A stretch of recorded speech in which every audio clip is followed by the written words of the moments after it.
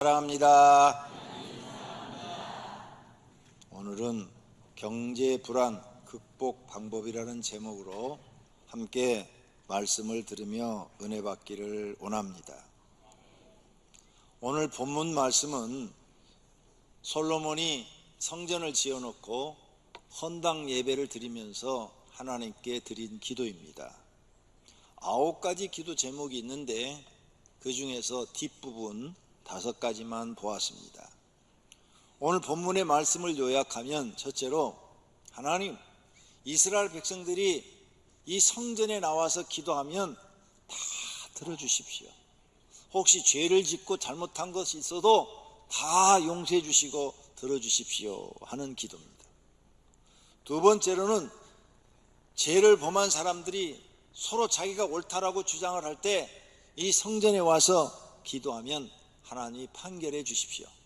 죄를 지은 사람한테는 벌을 내리시고 죄를 짓지 않은 사람한테는 벌이 내리지 않아 그 사람이 의롭다는 것을 알려주십시오. 그런 기도입니다. 또 세 번째는 오늘 본문 24절과 25절에는 이스라엘 백성이 적과 전쟁을 했는데 패해가지고 그들이 회개하고 하나님 앞에 기도하면 어디서든지 하나님 그 기도를 들으시고 다시 고국으로 돌아와서 잘 살게 해 주십시오. 이런 기도를 드려요. 솔로몬이 굉장히 광범위한 기도를 지금 여러 가지를 드리고 있는 겁니다. 그 다음 네 번째로는 26절과 27절에 하나님, 이 나라가 비가 내리지 않아가지고 어려움을 당할 때 이 백성들이 성전에 와서 하나님 비를 내려주세요 라고 기도하면 이들의 죄를 용서하시고 비를 내려 주옵소서. 그리고 5번째로는 이 나라에 기근이 들고 전염병이 들고 농사가 안 되고 전쟁이 나고 재앙이 생기고 질병으로 많은 사람들이 고통을 받고 그렇게 할 때에 이들이 이 성전에 향하여 아니면은 이 성전에 와서 하나님 앞에, 하나님, 우리가 죄를 범해서 이렇게 나라가 지금 불황 속에 빠졌습니다, 어려움 속에 빠졌습니다 하고 죄를 회개하고 기도하거든 하나님 용서해 주시고 그들의 행위대로 갚아 주옵소서. 이런 기도를 드리는 거예요. 하나님이 솔로몬의 이런 기도를 들으시고 어떻게 응답하셨을까? 그 다음 장을 보면 하나님이 응답하는 장면이 나와요. 솔로몬은 자기가 살고 있는 시대를 위해서도 기도를 했고 다음 세대, 그 후손들이 사는 그 후대 세대를 위해서도 기도를 했어요. 하나님, 내가 살고 있는 이 시대에 어려움을 당하거나 또 내 후대 자손들이 살 때 어려움을 당할 때 이 성전에 와서 하나님 앞에 기도하면은 하나님, 우리의 기도를 물리치지 마시고 죄를 용서하시며 들어주시기를 원합니다. 이런 간절한 기도를 올렸어요. 그랬더니 하나님이 대답하셨어요. 솔로몬에게 꿈속에 나타나셨어요. 역대하 7장 12절에 보니까 밤에 여호와께서 솔로몬에게 나타나사 그에게 이르시되, 내가 이미 너의 기도를 듣고 이곳을 택하여 내게 제사하는 성전을 삼았으니 혹 내가 하늘을 닫고 비를 내리지 아니하거나 혹 메뚜기들에게 토산을 먹게 하거나 혹 전염병이 내 백성 가운데 유행할 때 내 이름으로 일컫는 내 백성이 그들의 악한 길, 죄 짓는 길에서 떠나 스스로 자신을 낮추고 하나님, 난 죄인입니다, 나를 용서해 주시고 내 기도를 들어주십시오 라고 하나님 앞에 나와서 하나님 얼굴을 찾으면 하나님이 하늘에서 듣고 그들의 죄를 사해 줄 것이고 그들의 땅을 고쳐서 그 불황, 고통, 괴로움을 해결해 주겠다, 이렇게 약속하시는 말씀이에요. 하나님이 이런 약속을 하셨는데 하나님은 정말로 이렇게 하실까? 이제 그 다음 성경들을 보면은 알 수가 있어요. 자, 그럼 오늘 첫째로 생각해 볼 것은 하나님은 솔로몬에게 약속을 하셨어요. 너와 너희 후손들에게 그렇게 해주리라. 그러니까 이 약속대로 하나님은 행하시는가 안 하시는가, 이거 그냥 성경은 글인가 아니면 그 문서가 지금 그대로도 세상에 통용이 되고 있는가, 사실로 이루어지고 있는가, 이런 걸 우리는 따져봐야 돼요. 하나님을 잘 섬길 때 하나님은 그들이 성전에 나와서 기도하면 복을 주시겠다고 그랬어요. 근데 그들이 하나님을 섬기지 않고 악을 행할 때, 죄악을 범할 때, 죄악을 범하면 고통을 주시겠다고 그랬어요. 불황을 겪어서 고통을 주겠다, 이 말이에요. 그렇다면 솔로몬은 하나님이 어떻게 했는가? 솔로몬이 임금이 딱 되자마자 그는 1000번제를 시작합니다. 그래서 매일 1시간씩 거리가 되는 곳을 찾아가서 번제를 드려요. 그리고 다시 돌아오죠. 그러면 한나절이 없어져요. 오전에 갔다 오면 한나절이 없어져요. 그런데도 그는 하나님 앞에 가서 변함없이 1000번제를 드립니다. 1000번제를 마치고 났을 때 꿈속에 나타났어요. 솔로몬아, 내가 너한테 무엇을 해주기를 원하느냐? 무엇을 줄고? 그러니까 예, 하나님, 나를 하나님이 이처럼 왕으로 세우셨는데 이 많은 백성을 다스릴 만한 지혜가 없습니다. 그러니 이 많은 백성을 다스릴 만한 지혜를 주십시오. 그러자 하나님이 네가 어떻게 그걸 깨닫고 지혜를 구하느냐? 다른 사람들 같으면 부귀영화를 구할 텐데 너는 부귀영화를 구하지 않고 지혜를 구했으니 내 마음에 맞는도다.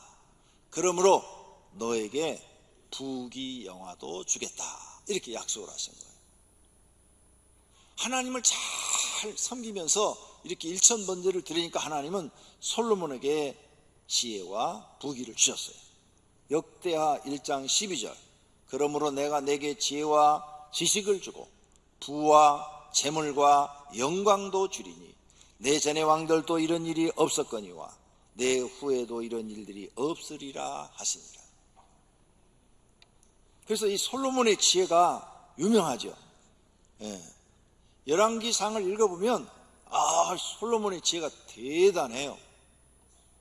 우리 성도님들이 교회를 오래 다니신 분들은 다 아는데 전도돼서 처음 오신 분들은 잘 몰라요.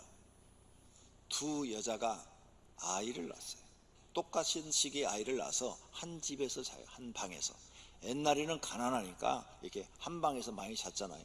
저도 옛날을 생각해 보니까 가난할 때는 방 하나에서 온 식구가 다 자요.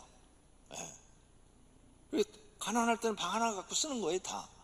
그래서 이제 이게 두 여자가 아이를 낳아서 자는데 한 여자가 자다가 그냥 잘못해갖고 자기 아이를 이렇게 깔아갖고 아이가 죽어버렸어. 그러니까 자기가 내 아이를 죽였네. 그래가지고는 큰일 났어. 이제 사람들이 알면은 엄마가 얼마나 멍청하면 자기 새끼를 자다가 깔아 죽이냐 이거야. 비난 엄청 받게 생겼잖아요. 그러니까 얼른 옆에 있는 여자애하고 바꿔버렸어. 그래서 이제 아침에 모른 척하고 눈을 딱 뜨니까 이쪽 애는 죽었고 이쪽 애는 살아있는 거야. 그러니까 이쪽 진짜 죽인 사람은 이건 내 자식이다 하고 안고, 이쪽도 자기 자식이라고 안았는데 죽은 거야. 그런데 이 자식을 가만히 쳐다보니까 난 지 며칠 안 됐지만 내 자식이 아니야. 옆에 걸 보니까 저게 내 자식이야. 그래서는 아이가 바뀌었어 막 둘이 막 싸움이 났는데 이쪽은 지다 아니다 막 해갖고 재판장 앞에 갔는데 판결을 못 내려. 그래서 이스라엘의 판결을 어떻게 해요?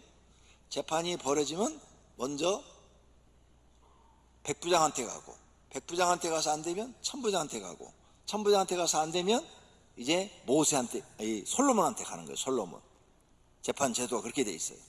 솔로몬까지 올라간 거야. 이 재판이 안 돼. 우리나라로 말하면 지방법원, 고등법원, 대법원까지 올라가서 안 돼서 대통령한테 간 거예요. 솔로몬한테 데려간 거예요.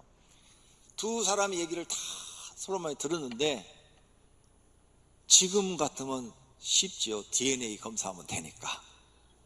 옛날에는 그게 안 되니까, 아니 서로 다 저 한 살아있는 아이를 갖고 내 자식이라고 서로 싸우고 있는데 어떻게 해줄 방법이 없어. 그래서 솔로몬이 생각을 하다가 지혜가 떠올랐어요.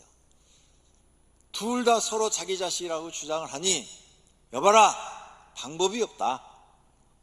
찾아낼 방법이 없으니까 칼을 가져라.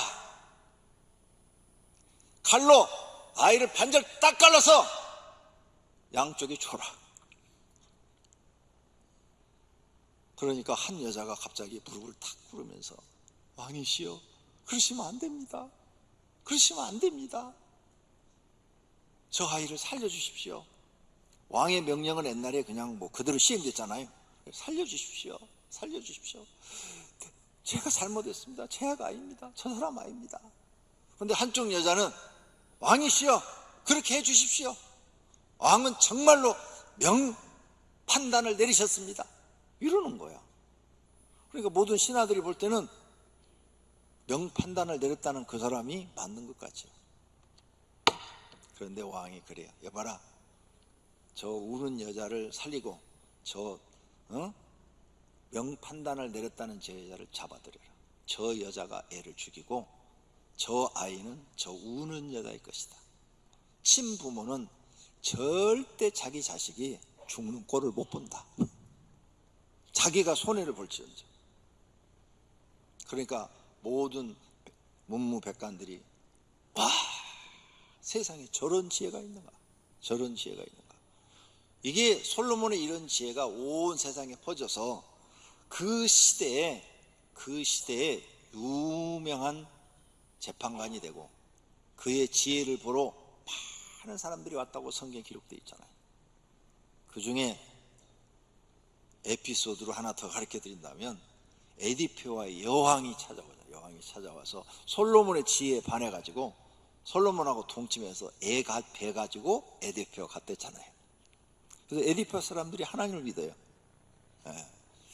이렇게 솔로몬에게 하나님이 지혜를 주었어요. 잘 섬길 때는.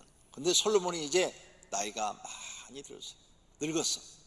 늙었는데 판단력이 흐려졌어요. 판단력이 흐려져가지고 성경에 보니까 솔로몬이 여호와의 눈앞에서 악을 행하여 그의 아버지 다윗처럼 하나님을 온전히 섬기지 않았다고 그랬어요. 판단력이 흐려졌는데 솔로몬이 너무나 잘 사니까 주변 국가들이 솔로몬과 좋은 관계를 유지하기 위해서 딸을 주는 거예요. 딸을, 공주들은. 그래서 애굽의 왕도 솔로몬한테 딸을 주어서 화친을 하고, 그 다음에 모압도 공주를 주어서 또 화친을 하고, 암몬도 딸을 줘서 화친하고, 그 주변 국가들이 막 솔로몬한테 딸을 주는 거예요. 옛날엔 그랬잖아요.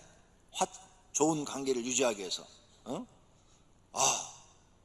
이렇게 하다 보니까 솔로몬이 첩이 1000명이 됐다고 그랬잖아요. 1000명이면 누가 누군지 얼굴도 몰라. 그런데 솔로몬이, 이 여자들이 와가지고, 관심도 없는 여자가 있겠죠. 그 중에 솔로몬이. 애굽의 공주 같은 경우는 관심도 없을 거예요. 왜? 하나님이 싫어하는 나라니까. 왕이시여, 제가 있던 나라에서 신을 섬겨야 되는데 이 성 예루살렘 성 바깥에 저 산에다가 제가 섬길 테니까 허락해 주소서. 네 맘대로 해라. 가서 애굽 공주가 자기들의 신을 섬겨요. 그러니까 여기 보니까 모압 또 공주가 왕한테 가서, 왕이요, 누구는 저렇게 신을 섬기라고, 나도 내 신 섬기게 해주세요. 그래, 네 맘대로 해라. 그래서 또 성 바깥으로 가서 하고, 성 밖이에요. 성 밖. 제가 가서 봤어요. 예루살렘 성벽 바깥에. 그러니까 솔로몬이 생각할 때는 예루살렘 성 안도 아니고 성 밖인데 무슨 문제가 있겠어? 이렇게 간단하게 생각한 거죠. 그런데 모든 공주들이 다 그렇게 산당을 지어달라고 그래서 이방 여인들을 위하여 다 그와 같이 한지라 그래놨죠. 성경 구절을 내가 여러분한테 증명을 해주는 거예요. 목사가 거짓말 안 하고 성경을 사실대로 지금 얘기하고 있다는 거. 그래서 그 이방 여인들이 다 자기들의 신들에게 분향하며 제사하였더라. 하나님이 이것을 지금 어떻게 본다고? 악하게 봤어요. 악하게. 이게 솔로몬 자기는 안 갔어요. 솔로몬이 갔다는 얘기 없어요. 솔로몬 자기는 안 갔어요. 자기 부인들이 한 거야. 하여간 법적 부부든 어쨌든 하여간 자기 권한하에 있는 사람이 한 거예요. 근데 하나님 이걸 악하게 보시고 솔로몬한테 진노하십니다. 진노하셔서 나라를 찢어버려요. 나라를 찢어가지고 다른 사람한테 주어버려요. 10절에 보니까 이 일에 대하여 명령하사 다른 신을 따르지 말라 하셨으나 그가 여호와의 명령을 지키지 아니하므로 여호와께서 솔로몬에게 말씀하시되 내게 이러한 일이 있었고 또 내가 내 언약과 내가 너에게 명령한 법도를 지키지 아니하였으니 내가 반드시 이 나라를 너에게서 빼앗아 내 신하 여로보암한테 주리라. 그래서 이렇게 됐어요. 그래서 12지파가 이스라엘인데 10지파가 여로보암한테 가버려서 북쪽 이스라엘 나라가 세워지고 그의 아들, 그 아들한테는 성경에 보면 한 지파만 가요. 한 지파. 그래서 유다 지파만 가가지고 유다라는 나라가 세워져요. 12지파 중에서 10지파가 없어져 버리는 거예요. 누구 잘못으로? 솔로몬의 잘못으로. 불행이 찾아온 거죠. 또 이렇게 됨으로 인해서 나라가 다시 조그만 나라가 되면서 불황이 찾아오는 겁니다. 그러므로 성경을 보니까 개인이나 국가가 어려움에 처하는 것은 하나님 앞에 범죄할 때 어려움을 당하게 돼요. 이걸 성도님들이 꼭 기억하셔야 돼요. 자, 그러면 북쪽에 이제 여로보암이 왕이 됐어요. 여로보암한테 하나님이 약속을 합니다. 내가 너를 백성에서 취하여 왕으로 만들었으니까 너는 다윗처럼 행해라. 다윗처럼 하나님의 명령과 법도와 율례를 지켜서 다윗처럼 하나님을 섬겨라. 그래야면 너를 이 북쪽 나라의 다윗처럼 위대한 왕으로 만들어서 너의 후손 대대로 왕이 나오게 해주리라. 그랬는데 이 여로보암이 하나님 말씀을 안 들어요.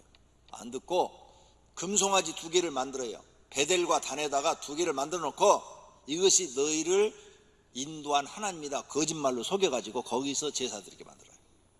이게 하나님이 또 볼 때 악한 거예요. 그래서 장군을 반역을 일으켜가지고 다 진멸하라 해서 싹 쓸어버려요. 그래서 여로보암 집안이 자녀까지 싹 죽어버립니다. 그러니까 사람이 잘 되고 못 되는 게 누구한테 있느냐? 하나님께 있다. 형통하고 불통하는 것이 어디에 있느냐? 하나님께 있다.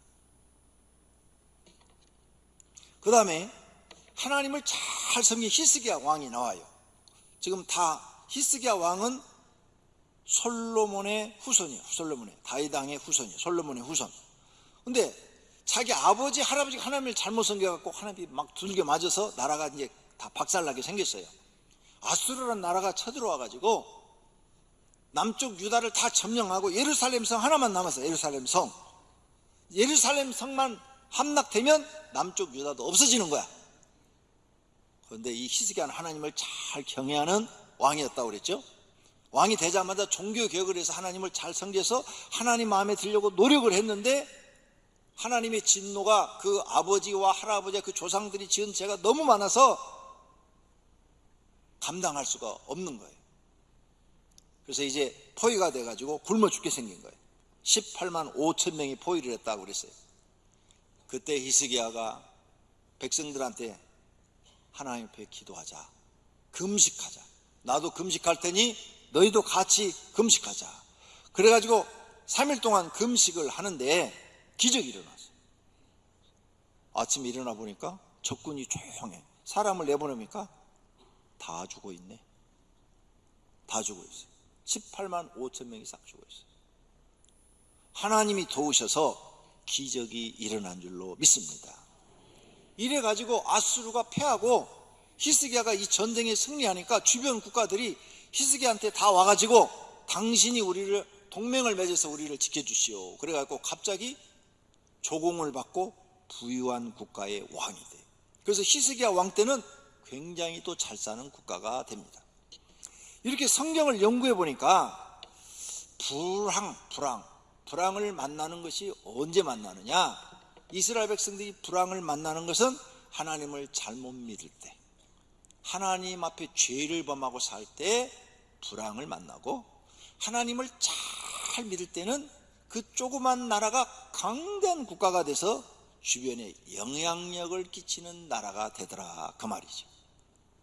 성경에 하나님이 말씀하신 그대로, 솔로몬에게 한 내가 네 기도대로 이루어 주리라 한 그 말 그대로 하나님이 하고 계시는 것을 믿으시기를 바랍니다. 그렇다면 오늘 이제 우리는 어떻게 할까? 두 번째로, 자신의 경제 불황을 극복하는 방법. 개인적 불황과 국가적 불황이 있어요. 미국이 중국 경제를 어렵게 했죠. 25%의 관세를 받겠다 해가지고 25%의 관세를 매기니까 중국 경제가 지금 어려워졌어요. 그래서 중국의 뉴스를 보니까 수백만 명의 실업자가 생기고 많은 공장과 회사들이 문을 닫는데요. 지금도 더 어려워지고 있대요. 왜 그러느냐? 미국이 빚이 엄청납니다. 작년인가 뉴스에 보니까 미국 부채가 2조 달러. 미국이 빚이 그렇게 많은 나라예요. 그러면서 그 경제학자들이 쓴 걸 글을 쭉 읽으면 이렇게 써놨어요. 미국이 달러를 찍어내지 않았으면 벌써 망한 나라라고. 달러를 찍어내니까 이 나라가 지금 견디고 있는 거라고.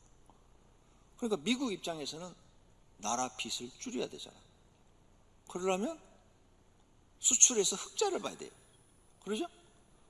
근데 제일 지금 미국에 물건을 많이 팔고 있는 나라가 중국이야. 근데 중국이 또 경제가 성장하면서 미국을 우습게 알고 말을 안 들어. 그래? 그러면 중국부터. 네. 중국만 한 게 아니에요. 온 세계에 지금 미국이 막 관세 매기잖아요. 미국 들어오는 거, 뭐 자동차에 뭐 관세를 매기겠다, 뭘 매기겠다. 우리나라도 경제 해방 맺었다가 다시 금년에 맺으면서 더 조율을 막 해서 자기들이 이익 보는 쪽으로 막 하고, 공장을 세우지 않으면 뭐 몇 프로를 더 매기겠다 막 해갖고 미국에다 공장 세우고 막 난리 났잖아요. 그게 다 자국의 이익을 위해서 그렇게 한 거예요. 중국 경제가 어려워지니까 중국 사람들이 물건을 안 사, 돈을 안 쓰니까. 우리는 중국에다 또 많은 수출하고 있는데 중국 사람들이 안 사니까 우리나라 경제가 어려워져. 공장이 어려워지고, 수출하는 품목이 잘 안 팔리니까. 그래서 우리나라 지금 경제도 어려워지고 있잖아요. 그런데 일본까지도 그러네, 요즘. 일본 내가 가만히 야배를 보니까, 이건 내 개인적 의견이에요. 트럼프한테 배운 거야. 트럼프가 중국한테 하는 거 보고, 그래? 우리도 한국한테 저렇게 해서 우리 일본의 자국의 이익을 위해서는 한국 좀 손봐야 되겠다 생각하고 하는 것 같아. 내가 볼 때는. 자국이, 일본은 자기들의 이익을 위해서 우리나라 경제를 죽이는 거죠. 그리고 우리나라 경제가 이제 세계 10위권 안에 들어가지고 굉장히 커지니까 위협을 느끼고 있는 거죠. 굉장히 위협을 느껴. 그래서 지금 저렇게 화이트 국가에서 제외하고 그래요. 그런데 우리는 과거를 얘기하면 안 돼요. 과거는 정당, 어느 정당이나 뭐 잘했든 못했든, 제가 볼 때는 자꾸 과거 따지는 사람들은 발전이 없어요. 지금 이제부터 어떻게 이 문제를 풀어나갈 것인가, 어떻게 해야 우리나라 경제가 회복될 것인가, 이걸 생각해야 돼요. 여러분 가정도 경제가 어려워졌어요. 남편이 사업하다 부도났어요. 부도났어. 그러면 당신 때문에 우리 집이 이렇게 가난하게 살아. 과거 따지면 쌈밖에 할 게 없어. 하지 말고 부부가 맞대서 이 어려움을 우리가 어떻게 극복해 나갈 거냐. 여보, 나도 나가서 노동판에 가서도 200 벌 테니까 당신도 어디 가서 알바라도 해서 100만 원 벌어. 그럼 우리가 300 벌면 남한테 아순소리 안 하고 밥은 먹고 살 수 있잖아. 이렇게 해야 해결이 되는 거예요. 둘이 막 네 잘못 때문에 우리 이렇게 가난했다고 막 피 터지게 싸워봐야 해결책은 안 나오고 이혼으로 끝나. 나는 우리 성도님들한테 과거를 지금 얘기를 하는 거야. 앞으로 우리가 살아갈 길을 얘기해 드리는 거예요. 이런 악재가 지금 세계 경제를 어렵게 하고 있어요. 앞으로 이런 게 더 심해질지 몰라요. 중국은 우리한테 사드 때문에 얼마나 또 어려움을 줬어요. 그러죠? 네. 그러니까 이게 다 모든 나라들이 자기들의 이익만을 위해서 지금 살아가요. 제가 이렇게 역사 공부를 좀 해가지고 역사를 좀 보는데 세계 2차 세계 대전 이후에 유엔이 만들어졌어요. 유엔이 왜 만들어진 줄 알아요? 이제 우리가 서로 전쟁을 하니까 너무나 많은 사람들이 죽고 또 너무나 가난하고 너무나 전쟁 때문에 폐허가 되고 막 이러니까 하지 말고 서로 도와가며 살자. 서로 도와가며 살자. 싸우지 말고. 그래서 유엔이라는 기구가 만들어서 약 한 50년 동안 이게 잘 해왔대요. 근데 이게 지금 깨지기 시작한 거예요. 이게 유엔의 이 역할이 이제 아무런 힘이 없어요. 어제도 미국에서 소련, 러시아하고 맺은 그 미사일 그 해박 파기했죠. 서로 이제 장거리 탄두 미사일을 더 많이 개발하겠다는 거 아니에요. 더 많이. 이렇게 되면 전쟁으로 가는 거죠. 모든 사람들이 어려워하는 3차 세계대전이 언제 터질지 모르는 세계로 가고 성경에서 말하는 종말이 언제 일어날지 모르는 거죠. 저는 뉴스를 보면서 그런 생각을 해요. 성경, 야, 이 세상이 지금 엉망진창으로 가고 있다. 그동안은 잘 세계가 이렇게 협력해서 좋은 관계로 갔었는데 이젠 막 이게 깨지기 시작하는 거예요. 다. 그 다음에 얼마나 세상이 지금 막혀지는가 보세요. 동성연애를 말을 하는 사람을 잡아가겠다. 벌금을 때리겠다.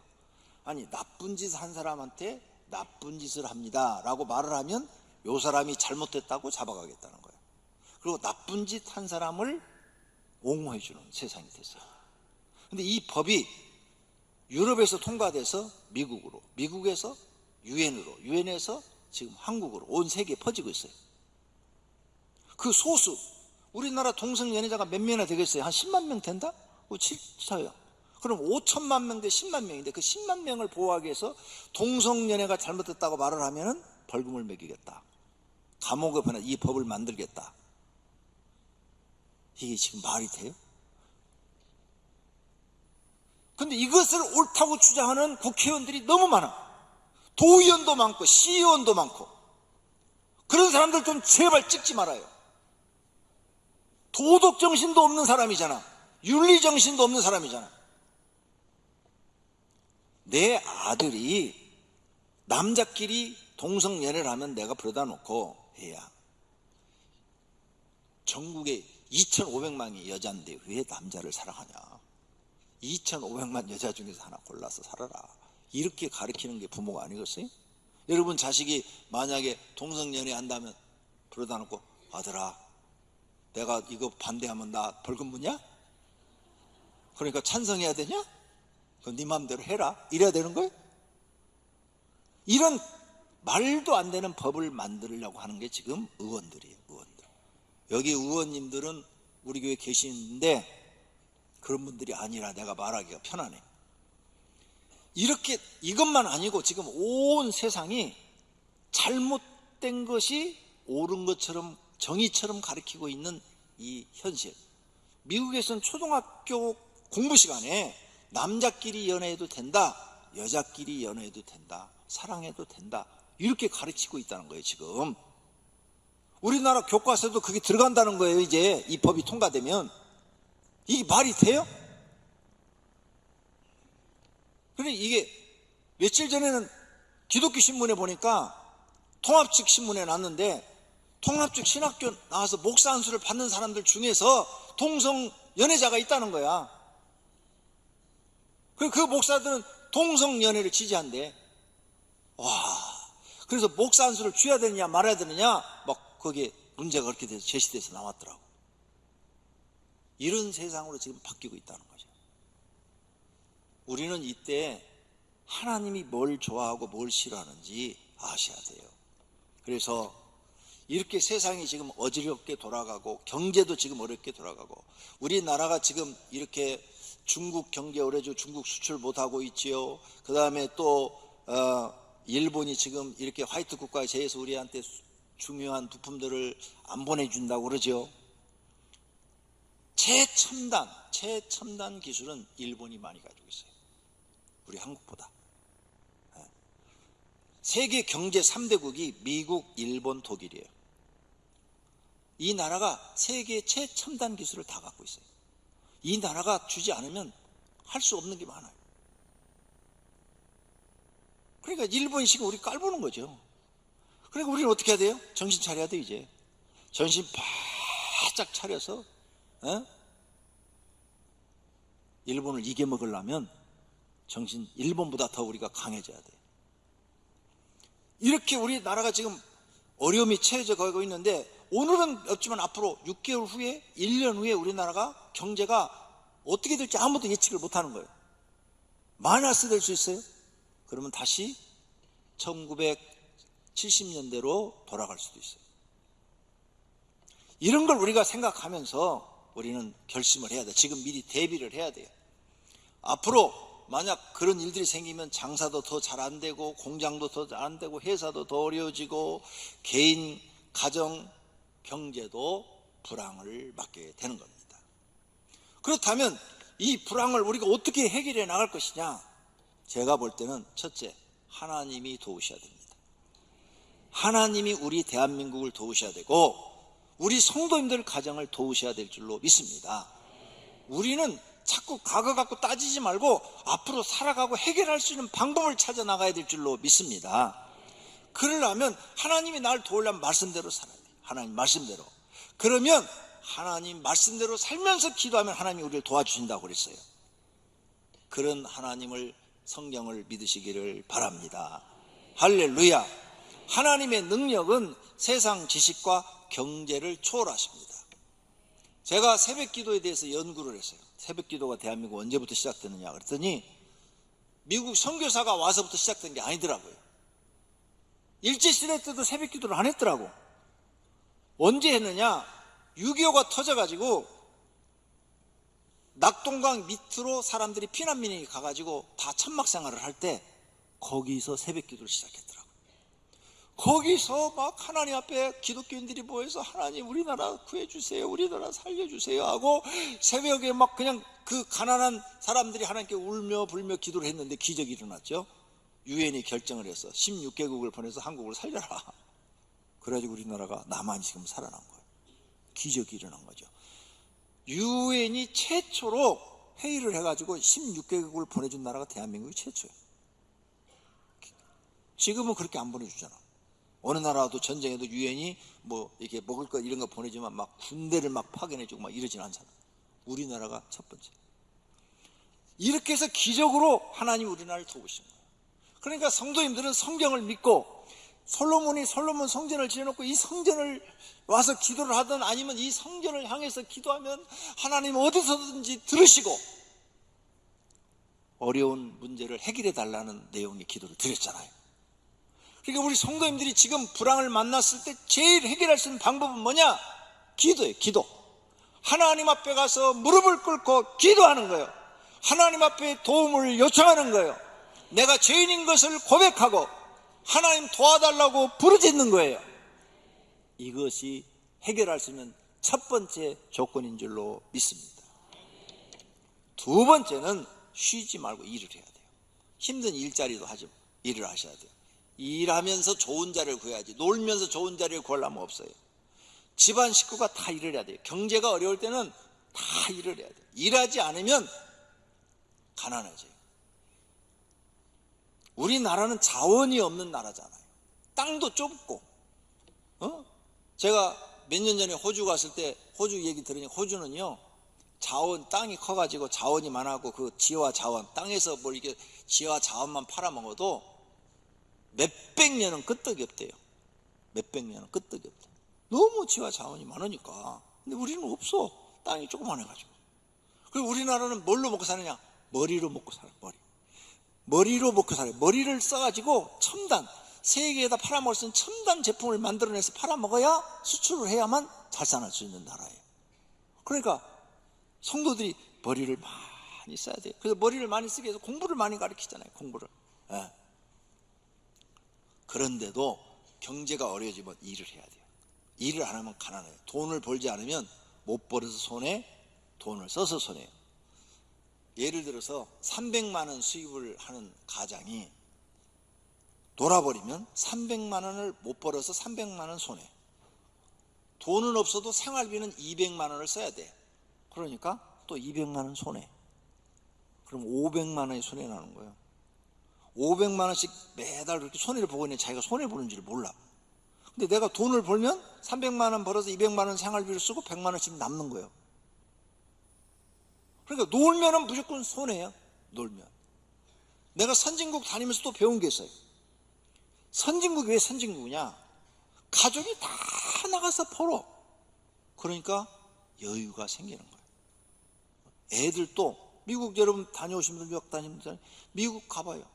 중학생, 고등학생만 돼도 다 알바하잖아요. 노는 애가 별로 없어요. 대학생들은 거의 다 알바예요. 부잣집 자식이 아니면 거의 다 알바고, 미국은 특이한 게 부잣집 자식도 좋은 옷 절대 안 입고 다녀요. 청바지 막 다 허슬만 옷 입고 다니면서 알바예요. 그 사람들은 자기가 벌어서 자기가 쓰는 것을 생활해. 한국 사람은 가난해도 놀아. 엄마 아빠가 벌어다 주고 새끼들은 다 놀아. 이상한 나라야. 근데 이런 나라가 경제가 성장한 게 특이한 거예요. 그래서 경제학자가 이렇게 써요. 제가 대학원에 가서 공부할 때 경제학 교수가 나와서 이런 얘기를 하더라고요. 대한민국은 세계에서 특이한 국가, 연구의 대상의 나라, 이렇게 보고 있다고. 뭐냐 하면서 자기가 설명을 하는데, 어느 나라든지 정치가 싸우면 나라가 망한다는 거죠. 다. 여당 야당이 싸우면 어느 나라든지 망한다는 거예요. 어느 나라든지 세계사를 보면 다 나라가 망하는데, 한국은 이승만 대통령 때부터 여당 야당이 계속 싸우는데 경제는 계속 성장한다는 거예요. 그래서 새로운 이론이 나왔대. 여당 야당이 싸우면 경제는 성장한다. 여러분, 가정에 남편과 아내가 매일 싸워봐요. 그러면 그 가정이 잘 될 것 같아요? 깨지죠.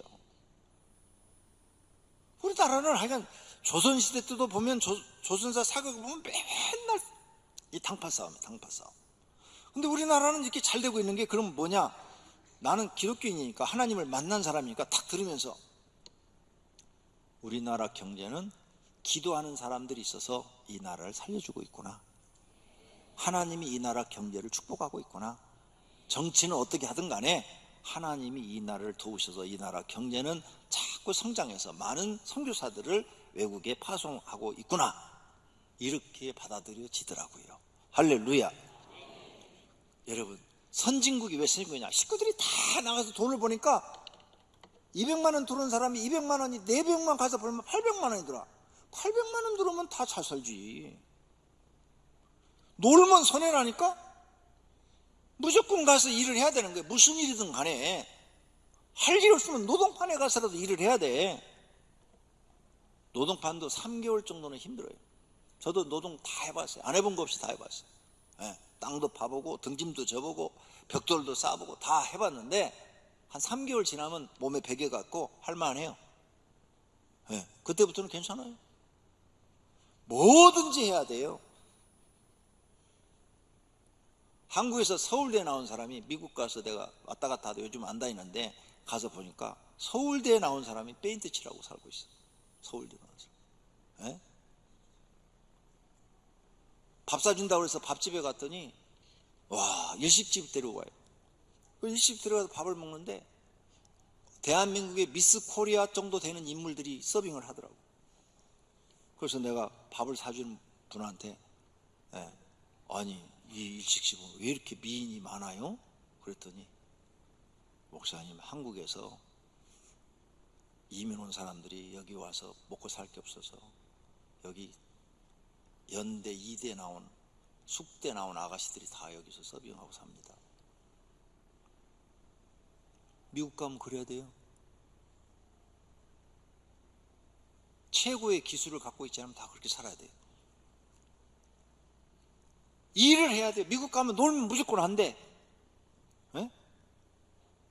미국 가봐요. 여러분 친척들을 가서 지금 봐봐요. 친척들 연락해봐요. 여자들 미국 가서 노는 사람이 있는 거. 다 나가서 서빙을 하든 뭘 하든 다 일을 하지. 남자들도 미국 가면 노는 사람 없어요.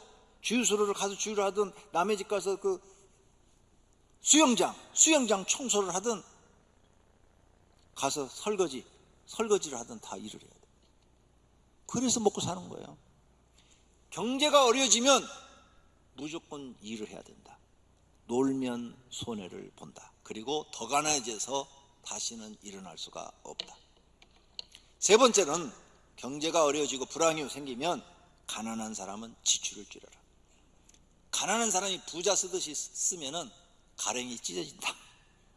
근데 부자는 지출을 많이 해야 돼요. 왜 그러냐? 부자가 물건을 사줘야 그 상업 파는 그분이 먹고 살고, 그 물건이 팔려야 공장이 돌아가요. 근데 이걸 안 해버리면 부자가 안 해버리면 장사하는 사람이 망하고 공장이 망해요.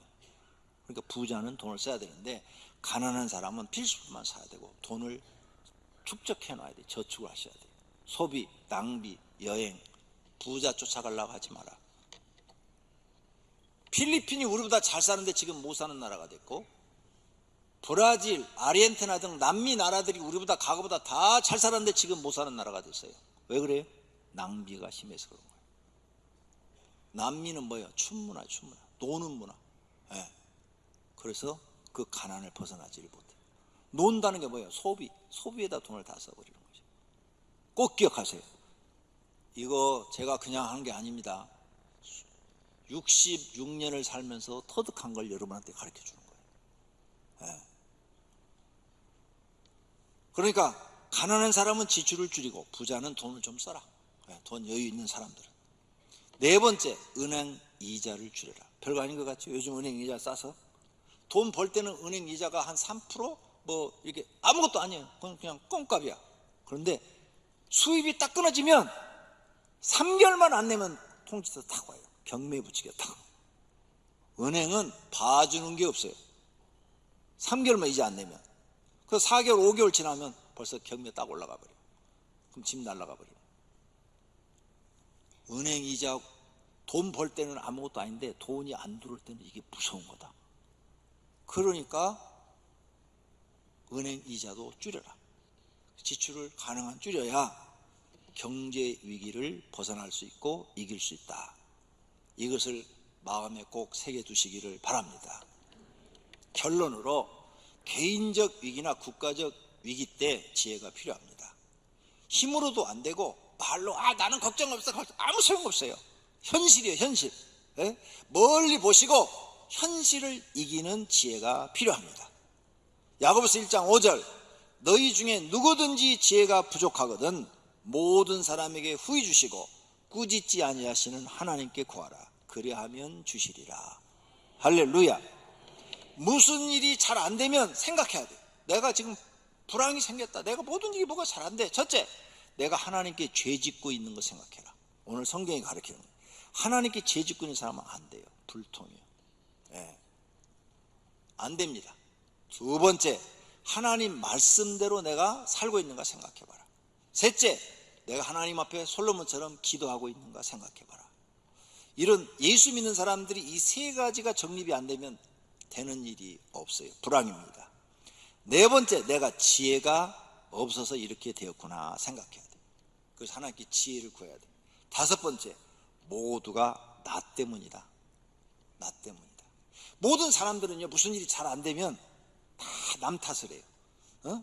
남편이 무슨 일이 잘 안 되면 당신 여편네, 자기 부인한테 당신 때문이야, 당신 때문이야. 에이, 내가 복이 없어, 당신 같은 여자 만나고 그렇게 안 되는 거예요.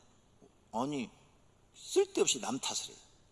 자, 제가 그러면 여러분한테 지혜를 주겠어요. 여러분이 회사를 경영해서 잘해서 수십억짜리를 만들었는데 친한 친구하고 같이 회사를 한 30년 해갖고 수십억을 만들었어요. 그 사람 전무야. 그거 다 맡겼어. 그 사람한테 도장도 다 맡기고 자네가 알아 다 해. 뭐 우리가 30년 지기 친구인데. 근데 오늘 와서 보니까 이 사람이 회사 돈 싹 정리해서 갖고 외국으로 도망가 버렸어. 한 푼도 없는 무일푼이 되고 은행 빚진 것은 자기가 다 갖게 생겼네. 그러면 이게 친구 탓이요, 내 탓이요? 다들 친구 탓이라고 그래요. 그러니까 성장 못해요. 내 탓이요. 아무리 친한 친구라도 내 허락 없이는 돈이 못 빠져나가도록 다 예방 조치를 다 해놨어야 돼. 얼마든지 할 수 있잖아. 그러면 친구가 그런 생각도 안 하지. 왜? 응? 돈 100만 원만 빠져나가려고 해도 다 알고 있으니까. 근데 다 맡겨버리고 나는 골프나 치러 다니다 보니까 혼자 다 알아서 해버린 거 아니야. 누구 탓이요? 내 탓이요. 모든 원인이 다 내 탓이요. 여러분이 지금 마음에 안 드는 남편하고 살고 있어. 내 탓이요. 남편 탓 아니야. 왜? 내 눈깔이 삐어갖고 그 사람하고 결혼했으니까 내 탓이요. 근데 내 눈을 뽑아버릴 수 없잖아. 그러니 참고 살아야지. 모든 게 다 내 탓이야. 내가 지금 뭐 하는데 뭐가 잘 안 돼. 지혜가 없어서 안 돼. 다 내 탓이요. 학교 다닐 때 부모님이 그렇게 공부하라 하는데 지독하게도 안 하고 뺀질거리다가 머릿속에 든 게 없어서 안 되는 거예요. 다 누구 탓이야? 내 탓이야. 목사가 목회 안 되는 것도 누구 탓이야? 내 탓이요. 하나님 탓도 아니고 성도 탓도 아니고 다 내 탓이요. 내가 하나님 앞에 더 엎드리고 더 가까이 가서 더 은혜와 능력을 받았더라면 목회하도록 하나님이 밀어줄 텐데 그렇게 안 했으니까 다 내 탓인 거예요. 남의 탓하는 사람은 자기 성장이 없어요. 거기서 끝나. 남의 탓하는 사람은 맨날 그 새끼가 말이야 내 돈 다 띄어먹어서 내가 이렇게 망했어. 그리고 술이나 먹고 세월 그냥 방탕하고 더 고통 속에 들어가. 그런데 내 탓이야. 이런 사람은 다 내가 잘못해서 그래. 깨달아. 내가 다음에 만약 사업을 한다면 절대 이렇게 하지 않아. 철저하게 돈 관리를 해서 어느 누구도 돈을 가져가지 못하도록 예방 조치를 다 만들어내서 사업을 해야지. 이렇게 하고 그 다음에 사업을 하면 이 사람은 성공하는 거야. 재벌이 될 수가 있는 거야. 내 탓으로 생각하는 사람이 지혜로운 사람이에요. 우리 가정의 경제 불황 다 남의 탓 아니요. 저 국가 탓도 아니요. 내 탓이요. 내 탓. 이래야 내가 거기서 배우는 게 있어요. 깨달는 게 있고 나를 고쳐야 돼. 나를. 저 사람을 고치려 하지 말고 나를 고쳐나가야 돼.